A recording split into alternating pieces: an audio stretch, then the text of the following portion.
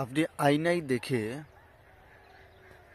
প্রেমিকা কোথায় আছে না আছে আপনি দেখতে পারবেন। প্রেমিকা কি করছে, প্রেমিকা আপনাকে ভালোবাসে না বাসে, বা আপনাকে ভালোবেসে সে অন্য কারোর সাথে চলে যায় না যায়, বা অন্য সঙ্গে কথা বলে না বলে, আপনি সবকিছু দেখতে পারবেন সেই আয়নার ভিতরে।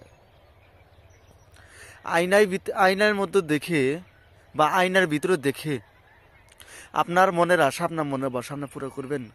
কারণ প্রেমিকা যদি কোথায় যা, প্রেমিকা যদি কোথায় চলাফেরা করে, প্রেমিকা যদি আপনার কথা না শোনে, বা আপনাকে ভালোবেসে সে প্রেমিকা অন্য কাতায় চলে যায়, আপনাকে ভালোবেসে শুধু ভালোবাসার নাম দিয়ে সে প্রেমিকা যদি অন্য কারো হাত ধরে চলাফেরা করে, অবশ্যই আপনি আমার এই বিদ্যা দ্বারাই, আপনি আমার এই ক্ষমতা দ্বারাই, আপনি আমার এই মন্ত্র গুণে, আপনি আমার এই মন্ত্র ক্ষমতা অর্জনে আপনি দেখতে পারবেন সে আপনার প্রেমিকা কি করছে।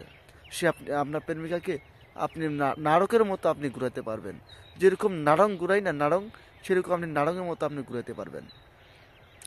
আশা করি শুধু ইশারার আশায় বা ইশারা দিয়ে আপনি আপনার মনের মানুষ, আপনার মনের প্রেমিক, আপনার মনের সেই ভালোবাসার মানুষটা আপনি খুঁজে বের করে নিতে পারবেন।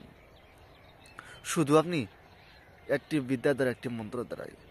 মন্ত্র তো অনেক প্রয়োগ করছেন, মন্ত্র তো অনেক খাটাইছেন, মন্ত্র অনেক দিছেন, ইউটিউবে হাজার হাজার মন্ত্র, কোনো মন্ত্রই আপনার কাজে লাগছে না। যদি আপনি আমার এই কথা মতো, যদি আপনি আমার এই বিদ্যা মতো, যদি আপনি আমার এই কথা মতো যদি কাজ করেন, বিদ্যা যদি কাজ করলে 100% সেই বিদ্যার আপনি গুণ আপনি পেয়ে যাবেন। আমি বিদ্যা দ্বারা কাজ করব, সে বিদ্যার গুণটা যদি আপনি না পাই, আপনার মনে খুবই একটা আশা, আপনার মনে খুবই একটা ভরসা, আপনার মনে খুবই একটা লালস। কারণ আমি একজনকে ভালোবেসে সে ভালোবাসা যাতে আমি আড়ালে রাখতে পারি, কেউ যাতে না জানতে পারে। আপনি ভালোবাসা করলেন, সে ভালোবাসা আপনার কথা না মেনে সে ভালোবাসা এই একটা উল্টাপাল্টা বলে।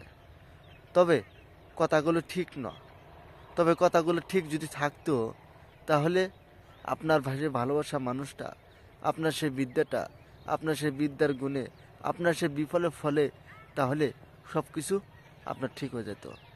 এত কিছু না বলে আপনি যে মন্ত্র দ্বারা কাজ করবেন, আপনার প্রেমিকা যে আপনি নাটকের মতো ঘুরাইবেন, আপনি যে নাটকের মতো ঘুরাইবেন, হ্যাঁ, ওই নাটক ঘুরানোটা আপনি ঘুরিয়ে দেন। তো চলুন, আপনি সর্বপ্রথম আপনি যে মন্ত্র দ্বারা কাজ করবেন সেই মন্ত্রটি দেখে আমি ভিডিও পরে বলছি। স্ক্রিনে আপনি যে মন্ত্রটি দেখতে পেলেন, স্ক্রিনে যে মন্ত্রটি দেখতে পেলেন, এই মন্ত্রখানা খুব ভালো করে মুখস্থ করবেন। করার পর তারপর আপনি কী করবেন, আপনি বাজার থেকে ভালো একটা আয়না নেবেন। বাজার থেকে যে কোনো দামে, যে কোনো ক্রয়ে, যে কোনো সময় একটা আয়না নিতে পারেন, কোনো অসুবিধা নাই। মানে যে কোনো রাশি দেখবেন, নেওয়ার পরে তারপর আপনি কী করবেন, আপনি একটা আসন করে বসবেন, নর্মাল একটা আসন করে বসবেন শনিবার মঙ্গলবার। আর রাত 11টা থেকে 12টার মধ্যে বসলে বেশি ভালো হয়, কিন্তু 9টার পরে থেকে বসার জন্য চেষ্টা করবেন, 9টার পরে। তারপরে কি করবেন, পূর্ব দিকে মুখ করে বসবেন, আয়নাটা যাতে পশ্চিম দিকে থাকে। আপনি পূর্ব দিকে মুখ করে বসবেন, এই আয়নাটার জন্য আপনার দিকে থাকে। তো নিলেন, নেওয়ার পরে আপনি আগে গোলাপ জল দিয়ে ভালো করে আয়নাটা ধুয়ে নেবেন। নেওয়ার পর আপনি সেই আয়নাটা ভালো করে সিঁদুর দিয়ে অল্প লেপে নেন, ভালো করে সিঁদুর দিয়ে একটু লেপে নেন।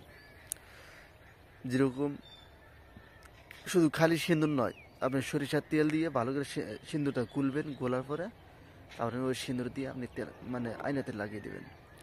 দেওয়ার পর তারপর আপনি কী করবেন, এই আজকে দেওয়া মন্ত্রখানা আপনি 3বার পরে 3টি ফুঁক দেন, 3বার পরে 3টি ফুঁক দেন সেই আয়নাতে। তারপরে দেখেন আপনি নিজ চোখে এক ধ্যানে আপনি চেয়ে দেখেন, তারপর আপনি দেখতে পারবেন সেই প্রেমিকাকে। তারপর আপনি জিজ্ঞাসা করেন প্রেমিকা কোথায় আছে না আছে, আপনি দেখতে পারবেন। এটা কিন্তু আপনি আলাদা রুমে করার জন্য চেষ্টা করবেন। যে রুমে বসবাস করেন বা থাকেন, যে রুমে আপনার ঘুমানোর জায়গা, সে রুমে করবেন না, আর এক রুমে বা খালি রুমে করার জন্য চেষ্টা করবেন। আশা করি বিপদে যেন না ঘটেন, বিপদ যেন না হয়। তো এই নিয়ে আপনাদেরকে আমি ভিডিও দিলাম। তো আপনারা কাজগুলো করুন, সঠিক রেজাল্ট পাবেন।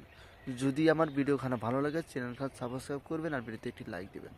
আর কথা হলো, যারা গুরু দীক্ষা, পারমিশন, মন্ত্র পারমিশন, তারপরে চণ্ডাল হাত, ডায়েরি, রাজমণি আংটি, অবশ্যই এই কটা জিনিস না নিয়ে থাকেন, অবশ্যই নেবেন। ভালো থাকবেন, সুস্থ থাকবেন, ধন্যবাদ।